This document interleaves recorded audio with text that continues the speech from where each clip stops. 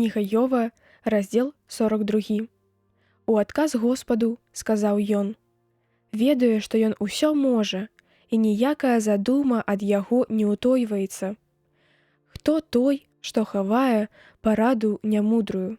Вось чаму я гаварыў неразумна, ды пра дзівосныя рэчы, якія перавышалі веданне маё. Паслухай, і я буду гаварыць. Запытаюся ў цябе, а ты адкажы мне. Раней чуў я пра цябе толькі вухам, цяпер жа вока маё бачыць цябе. Дзеля таго я сам сябе абвінавачваю і адбываю пакуту ў пылі і попеле.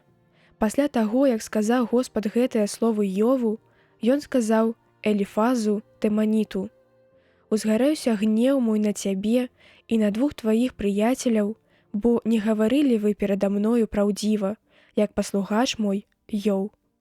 Вазьміце таму 7 цялят і 7 бараноў і пайдзіце да майго слугі Йова і складзіце за сябе ахвяру целаспалення, а слуга мой Йоў памоліцца за вас. Прыму яго аблічча, каб глупства не злічылася вам, бо вы не гаварылі да мяне праўдзіва, як слуга мой Йоў». Дык пайшлі Эліфаз Тэманіт, Балдад Сугіт і Зафар Нааматыт, і зрабілі так, як было сказана ім Господам, і прыняў Господ аблічча Йова.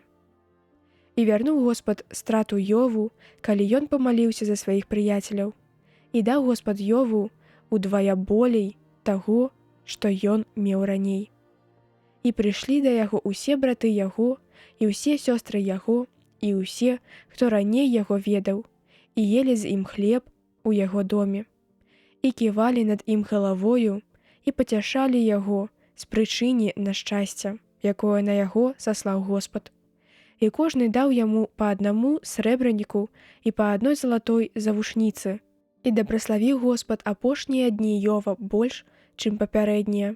І было ў яго 14 000 авечак і 6 000 вярблюдаў, 1000 пар валоў і 1000 асліц. І было ў яго 7 сыноў і 3 дачкі. І назваў ён першую Галубка, а другую Касія, а трэцюю Сурмяны Рог. І не знайсці было па ўсей зямлі такіх прыгожых жанчын, як дочкі Йова.